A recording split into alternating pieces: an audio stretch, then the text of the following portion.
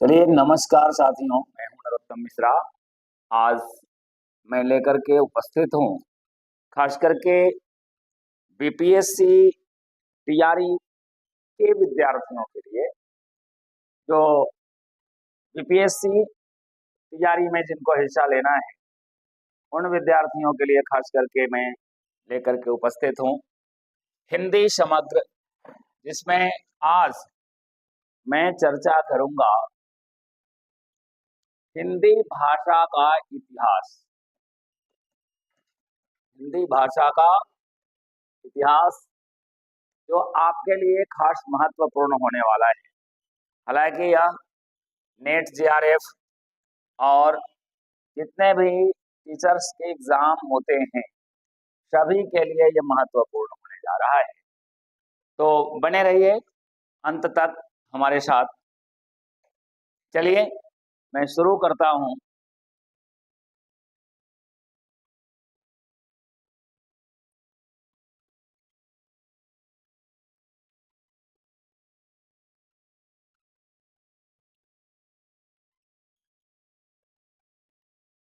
चलिए, हिंदी भाषा का इतिहास, जैसा कि आप देख पा रहे हैं, हिंदी भाषा जो है, सबसे पहले तो आपको पता हो कि विश्व भर में लगभग 3000 भाषाएं बोली जाती हैं और ये 3000 भाषाओं को 12 भाषा परिवार में बांटा गया है। 12 भाषा परिवार में बांटा गया है। 12 भाषा परिवार में से 4 भाषा परिवार भारत में प्रयोग किए जाते हैं, जिसमें सबसे बड़ा भाषा परिवार जो है वह है भारोपीय भाषा परिवार। भारोपीय भाषा परिवार हिंदी जो है इसी भारोपीय भाषा परिवार से आई है। हमारे यहाँ इसी को इंडो आर्यन यानी कि भारतीय आर्य भाषा कहते हैं। तो भारतीय आर्य भाषा का जो इतिहास है वह काफी पुराना है। इसकी शुरुआत हम कह सकते हैं कि भारत में आर्य भाषा जो है, आर्य भाषा के रूप में जो सर्वप्रथम संस्कृत आई, जिसको कि सर्व भाषाणाम जननी कहा जाता है, सभी भाषाओं की जननी कहते हैं संस्कृत को। तो प्राचीन भारतीय आर्य भाषा और मध्यकालीन भारतीय आर्य भाषा और आधुनिक भारतीय आर्य भाषा, 3 कालों में हम विभाजित करते हैं इसे। प्राचीन भारतीय आर्य भाषा का जो समय सीमा है वह है आपका 1500 ईसा पूर्व से 500 ईसा पूर्व। इस कालखंड में वैदिक संस्कृत और लौकिक संस्कृत शामिल है। वैदिक संस्कृत में वेदों, उपनिषदों एवं ब्राह्मण ग्रंथों की रचना हुई, यानी कि वेद, उपनिषद, ब्राह्मण ग्रंथ ये जिस भाषा में लिखे गए थे उसको हम वैदिक संस्कृत के नाम से जानते हैं। और पुराण, महाभारत आदि जो संस्कृत में ग्रंथ लिखे गए हैं वे लौकिक संस्कृत में लिखे गए हैं। तो प्राचीन भारतीय आर्य भाषा जिसका काल 1500 ईसा पूर्व से 500 ईसा पूर्व है, बड़ा इंपॉर्टेंट टॉपिक है। आप इसे ध्यान से सुने, समझें, क्योंकि यहाँ से आपका पूरा जो हिंदी का साहित्य है पूरा रिलेटेड है। यदि आप इस टॉपिक को नहीं अच्छे से जान पा रहे हैं तो आगे जो भी टॉपिक्स हैं उसमें वहाँ कठिनाइयाँ होगी आपको, इसलिए इसको अच्छे से समझने का प्रयास करेंगे। उसके बाद मध्यकालीन भारतीय आर्य भाषा जिसका समय सीमा है 500 ईसा पूर्व से 1000 ईस्वी, सॉरी यहाँ गलत हो गया है, ईसा पूर्व लिखा गया है, हाँ, लेकिन 500 ईसा पूर्व से 1000 ईस्वी, यह जो मध्यकालीन भारतीय आर्य भाषा का काल है इसमें पाली, प्राकृत और अपभ्रंश शामिल। पाली भाषा जिसमें कि बौद्ध ग्रंथ लिखे गए, बौद्ध साहित्य लिखे गए हैं।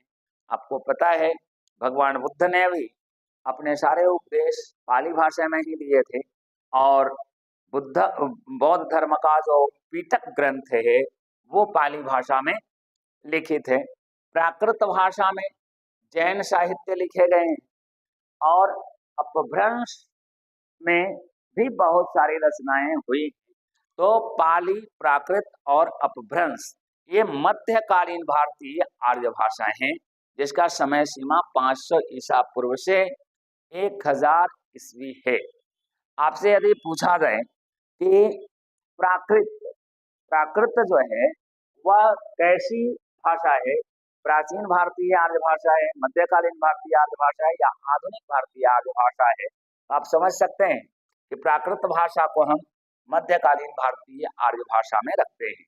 वैदिक संस्कृत और लौकिक संस्कृत को प्राचीन भारतीय आर्य भाषा में रखते हैं और आधुनिक भारतीय आर्य भाषा जो है जिसका काल 1000 ईस्वी से अब तक है वह उसमें है आपका अपभ्रंश से विकसित हिंदी, मराठी, पंजाबी। ये आपको पता होगा कि हिंदी का विकास अपभ्रंश से ही हुआ है। तो अपभ्रंश से जो विकसित हुई हिंदी, मराठी या फिर पंजाबी, इन सभी को हम आधुनिक भारतीय आर्य भाषा के नाम से जानते हैं। अब वर्तमान जो हिंदी साहित्य जिसमें रचे जा रहे हैं वो खड़ी बोली में, जबकि खड़ी बोली का प्रादुर्भाव जो है साहित्य के क्षेत्र में आधुनिक काल में हुआ था। अब आगे हम लोग देखें हिंदी भाषा जो है ये कहाँ से निकली, कैसे जो है यहाँ तक पहुंची है, तो इन चीजों को हम लोग जानेंगे।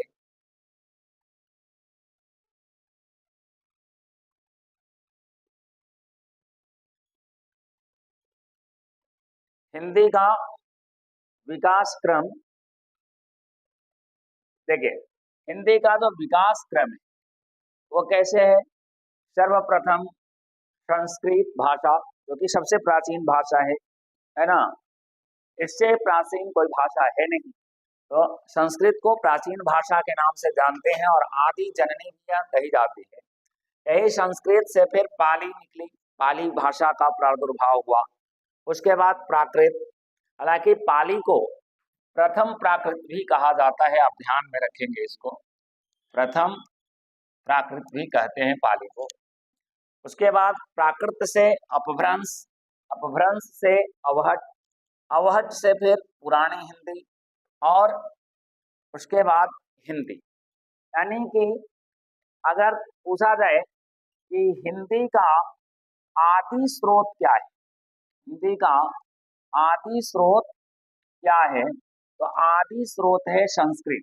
लेकिन हिंदी कहाँ से विकसित हुई है, तो अपभ्रंश से। हिंदी विकसित हुई है अपभ्रंश से। अभी यहाँ जो आप एक रूप देख रहे हैं, चलिए पाली में, तो जैसा कि मैंने आपको बताया बौद्ध धर्म के जो ग्रंथ लिखे गए पाली भाषा में, प्राकृत भाषा में जैन ग्रंथ लिखे गए, अपभ्रंश में स्वयंभू का, स्वयंभू की जो रचना है पौम चरियु, इस तरह से बहुत सारी रचनाएं जो है अपभ्रंश में हैं।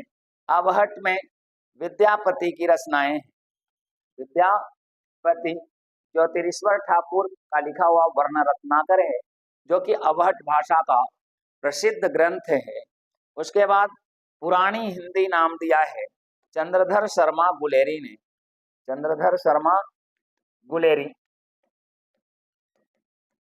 और आज जो हम जिस रूप में हिंदी को देख रहे हैं वह खड़ी बोली है।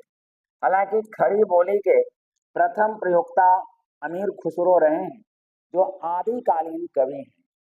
तो खड़ी बोली का प्रयोग सबसे पहले अमीर खुसरो ने किया था, लेकिन उसमें साहित्य रचनाएं बहुत समय तक नहीं हुई थी, बल्कि खड़ी बोली में साहित्यिक रचनाएं जो हैं प्रारंभ हुई आधुनिक काल में।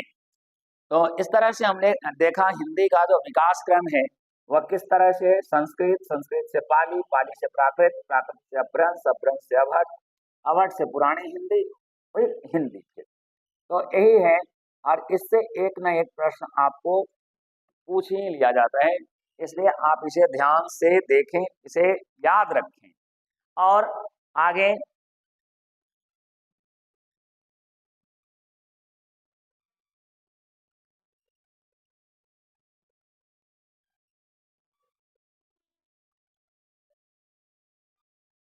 अब हम जानेंगे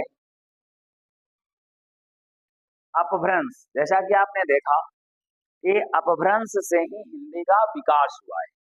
तो ये जो अपभ्रंश हैं, ये अपभ्रंश से कौन कौन सी भारतीय आर्य भाषाएं विकसित हुई हैं, उसको हम लोग देख लें। तो यहाँ देखिए, सौरसेनी अपभ्रंश, शायद आपको स्पष्ट ना दिख रहा हो, मैं पुनः एक बार लिख दे रहा हूं। सौरसेनी अपभ्रंश, सौरसेनी अपभ्रंश से पश्चिमी हिंदी, सौरसेनी अपभ्रंश से पश्चिमी हिंदी, राजस्थानी और गुजराती भाषा विकसित हुई। उसी तरह से महाराष्ट्रीय अपभ्रंश से मराठी भाषा का विकास है। मागधी अपभ्रंश से भोजपुरी, मैथिली, मगही, बंगला, उड़िया, असमी, खस और पहाड़ी भाषा की उत्पत्ति मानी जाती है। अर्धमागधी अपभ्रंश से पूर्वी हिंदी, अवधी, बघेली और छत्तीसगढ़ी पूर्वी हिंदी का ही रूप है। पैसाची या केके अपभ्रंश, जिससे कि लहंदा और पंजाबी भाषा विकसित हुई।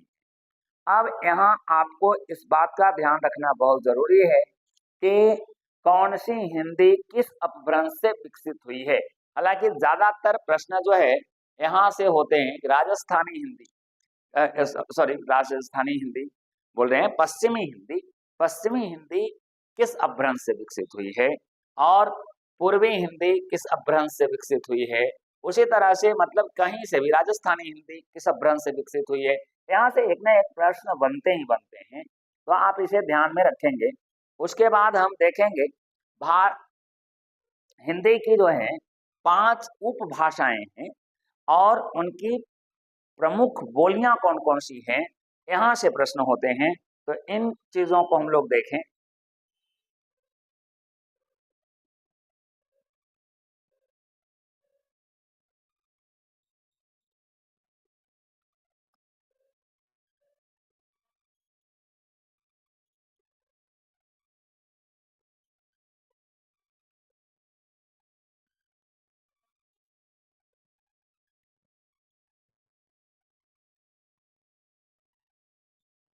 चलिए अब हम देखें हिंदी की 5 मुख्य उपभाषाएं और उनकी बोलियां। जैसा कि आपने अभी देखा कि अपभ्रंश से जो है हिंदी भाषा विकसित हुई है, किस अपभ्रंश से किस भाषा का विकास है उसको आपने देखा। अब हम देखेंगे इसके जो 5 उप मुख्य भाषाएं हैं, पश्चिमी हिंदी, पूर्वी हिंदी, राजस्थानी, बिहारी हिंदी और पहाड़ी हिंदी, ये 5 मुख्य उपभाषाएं हैं और इनकी जो बोलियां हैं। अभी आप देख रहे थे कि पश्चिमी हिंदी का जो विकास है वह सौरसेनी अपभ्रंश से है। इसकी बोलियां हैं खड़ी बोली, इसको कि कौरवी के नाम से भी जानते हैं, ब्रजभाषा, कन्नौजी, बुंदेली और हरियाणवी बांगरू भाषा खास करके। तो ये 5 बोलियों का विकास जो है वह कहाँ से, पश्चिमी हिंदी से। अक्सर ये प्रश्न पूछे जाते हैं आपसे कि खड़ी बोली का विकास जो है कहाँ से है, पश्चिमी हिंदी से। यदि ऑप्शन में रहे कि खड़ी बोली का विकास कहाँ से है, सौरसेनी अपभ्रंश से, अर्धमागधी अपभ्रंश से या मागधी अपभ्रंश से, तो वहां पे आपको कहाँ जाना है, सौरसेनी अपभ्रंश से। तो इस तरह से इसको पूरे के पूरे बात को ध्यान में रखना है। पश्चिमी हिंदी यानी सौरसेनी अपभ्रंश से खड़ी बोली, ब्रजभाषा, कन्नौजी, बुंदेली और हरियाणवी बांगरू जिसको बोलते हैं का विकास हुआ है। पूर्वी हिंदी से, जो पूर्वी हिंदी जो है वह अर्धमागधी अपभ्रंश से विकसित है। पूर्वी हिंदी के अंतर्गत 3 बोलियां आती है, अवधी, बघेली और छत्तीसगढ़ी, जिसको कि लोग शॉर्ट में ABC भी कह देते हैं। ए से अवधी, बी से बघेली और सी से छत्तीसगढ़ी। राजस्थानी, जो राजस्थानी भाषा जो है वह भी सौरसेनी अपभ्रंश से है। इसके अंतर्गत जो बोलियां हैं वह है मारवाड़ी, जयपुरी या ढूंढाती, मेवाती और मालवी। बिहारी हिंदी के अंतर्गत 3 बोलियां हैं, भोजपुरी, मगही और मैथिली। और पहाड़ी हिंदी जो कि खस अपभ्रंश से विकसित है, इसमें है आपका कुमाऊनी, गढ़वाली और नेपाली। तो यह आप देखें हिंदी के 5 उपभाषाएं और उनकी बोलियां कौन कौन सी। ये बड़ा इम्पोर्टेंट टॉपिक है, खास करके इसको आप जरूर सेव करके रख लें, अपनी कॉपी पर हो सके तो लिख करके रख लें, याद कर लें इसे, क्योंकि यहाँ से एक ना एक प्रश्न आपके तैयारी एग्जाम में पूछे ही जाए। अब आगे हम देखेंगे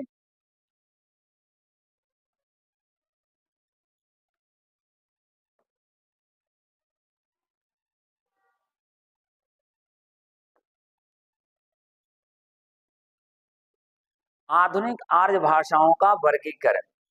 ठीक है, आधुनिक आर्य भाषा जो है उसका वर्गीकरण किस तरह से किया गया है, किस तरह से बांटा गया है।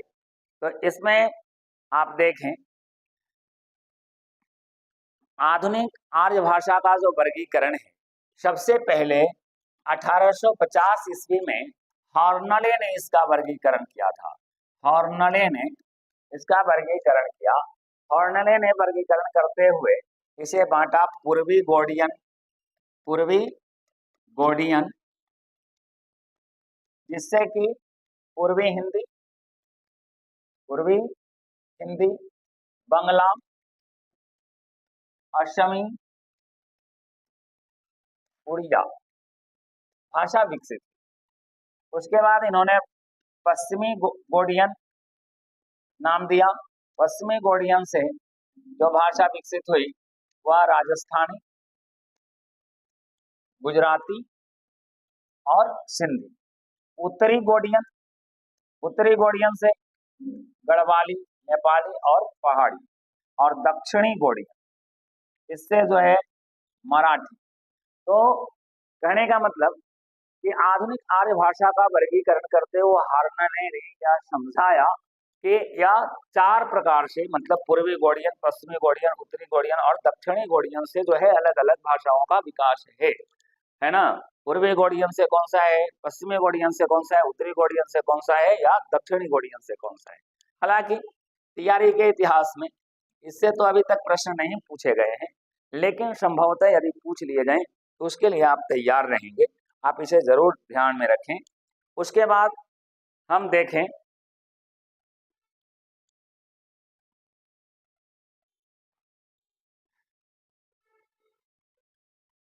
George Grierson. जॉर्ज ग्रियर्सन ने पुस्तक लिखी थी जिसका नाम था linguistic survey of India. Linguistic survey of India में इन्होंने जो है भारतीय भाषाओं का जो वर्गीकरण किया, वह आधुनिक भारतीय भाषाओं का जो वर्गीकरण किया उसे 3 मुख्य भागों में बांटा।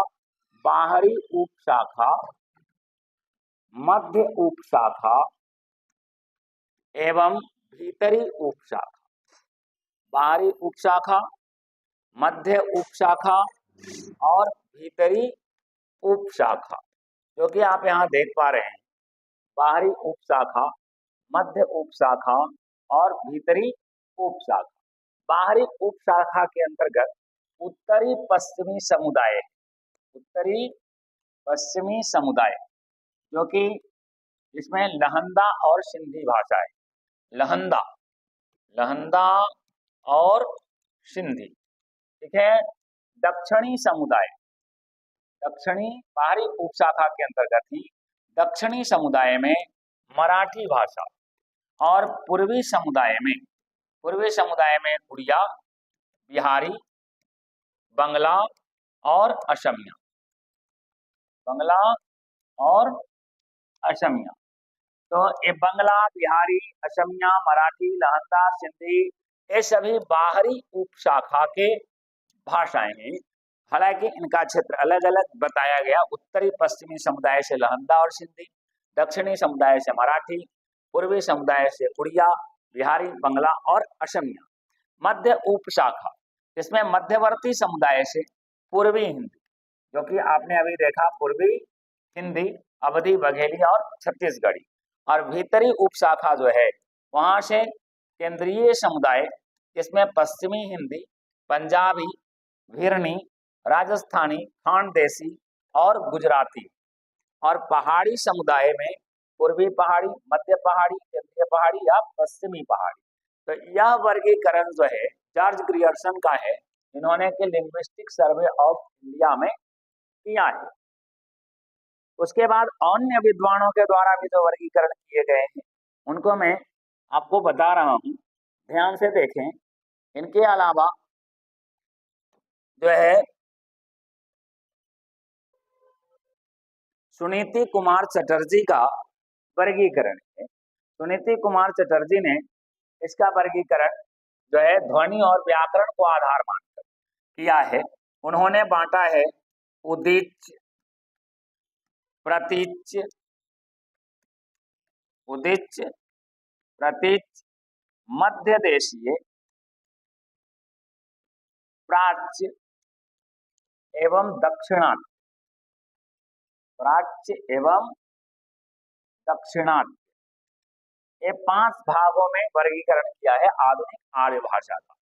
उदिच्य के अंतर्गत इन्होंने सिंधी, लहंदा, पंजाबी, यहाँ ध्यान रखना है यह जो वर्गीकरण है किसने किया है ये इंपॉर्टेंट है, यहाँ से ये भी पूछ लिया जाता है कि सुनीति कुमार चटर्जी ने आधुनिक भारतीय आर्य भाषा का वर्गीकरण करते हुए कितने भागों में उसे वर्गीकृत किया और क्या नाम दिया, ये बात आपको याद रखना है। प्रतीच्य में राजस्थानी और गुजराती, राजस्थानी और गुजराती। मध्य देशीय के अंतर्गत पश्चिमी हिंदी, हाँ। प्राच्य के अंतर्गत पूर्वी हिंदी, बिहारी, असमिया, बंगला और उड़िया, बंगला और उड़िया, ये प्राच्य। और दक्षिणात्य के अंतर्गत इन्होंने मराठी भाषा को रखा है। तो इस तरह से सुनीति कुमार चटर्जी ने वर्गीकरण किया है उदिच्य, प्रतीच्य, मध्य देशीय, है ना, प्राच्य और दक्षिणात्य। उसके बाद हम बात करेंगे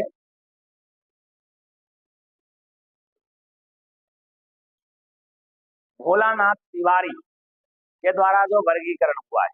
भोलानाथ तिवारी ने जो वर्गीकरण करके दिया उसमें आप देखें इन्होंने अपभ्रंश के आधार पर इसका वर्गीकरण किया। प्राचीन और पैशाची अपभ्रंश, प्राचीन और पैशाची, इससे जो भाषा निकली जो लहंदा, पंजाबी, सिंधी और पश्चिमी हिंदी। सौरसेनी अपभ्रंश से राजस्थानी, पहाड़ी और गुजराती। अर्धमागधी, अर्धमागधी से पूर्वी हिंदी, मागधी से आपका बिहारी, बंगाली, असमिया और उड़िया, और महाराष्ट्री अपभ्रंश से मराठी। हालांकि इन बातों को आप पहले भी जान चुके हैं, लेकिन भोलानाथ तिवारी का जो वर्गीकरण है उसके बाद हरदेव बाहरी का वर्गीकरण है। हरदेव बाहरी ने इसे अलग अलग भागों में बांटा जो 3 भाग हैं, हिंदी वर्ग, हिंदीतर वर्ग और अहिंदी वर्ग, ठीक है ना। ये 3 भाग में बांटा किसने, हरदेव बाहरी, हरदेव बाहरी, हिंदी वर्ग, हिंदीतर और अहिंदी वर्ग। उसके बाद हम देखेंगे अन्य और लोगों का वर्गीकरण। धीरेन्द्र वर्मा का,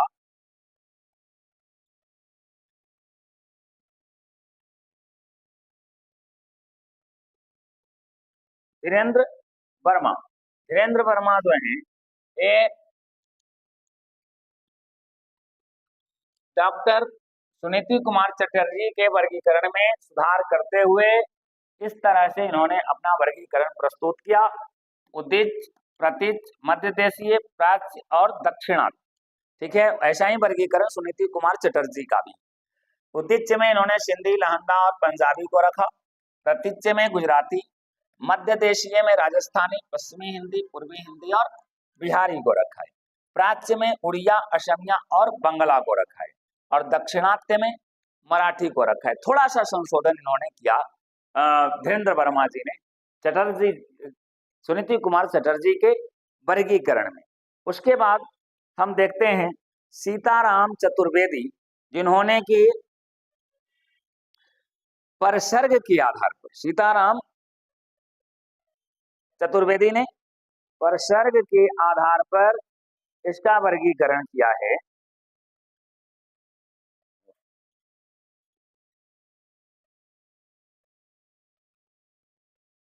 हाँ, जैसे जिस भाषा में जो परसर्ग लगता है उसके आधार पर उन्होंने इसका विभाग किया है।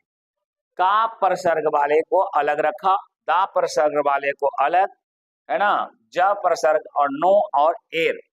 का परसर्ग जिन भाषाओं में प्रयुक्त होते हैं, है ना, का परसर्ग वाला हिंदी, पहाड़ी, जयपुरी और भोजपुरी में का परसर्ग का यूज किया जाता है। जैसे हम लोग बोलते हैं राम का, श्याम का। और दा परसर्ग पंजाबी और लहंदा, इसमें दा परसर्ग होता है, राम दा, ऐसे राम का कहने के बजाय रामदा।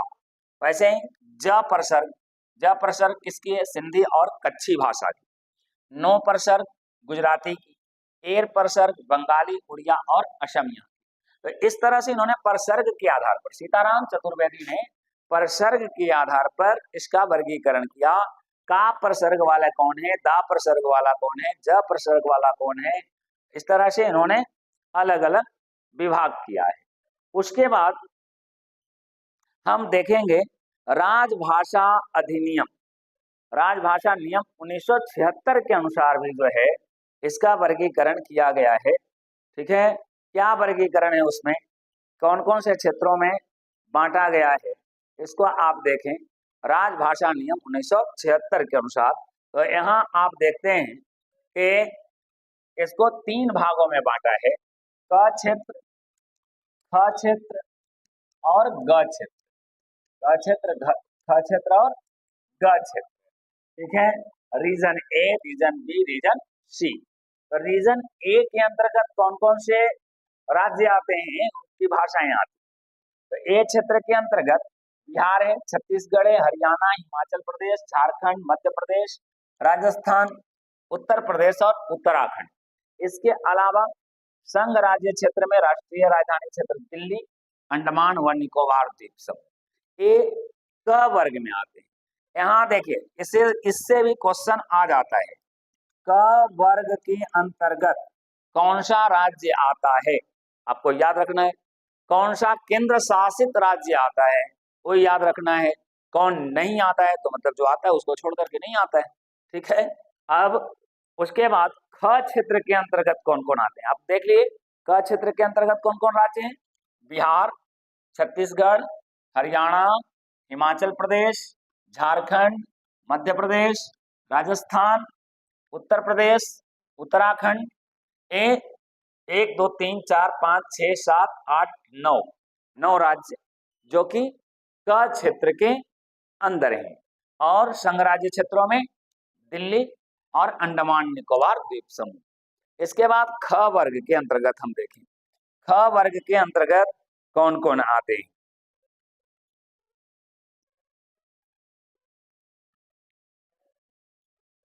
क्षेत्र ख, हाँ, क्षेत्र ख के अंतर्गत है गुजरात, महाराष्ट्र, पंजाब, चंडीगढ़, दमन एवं दीव, दादरा एवं नगर हवेली, संघ राज्य।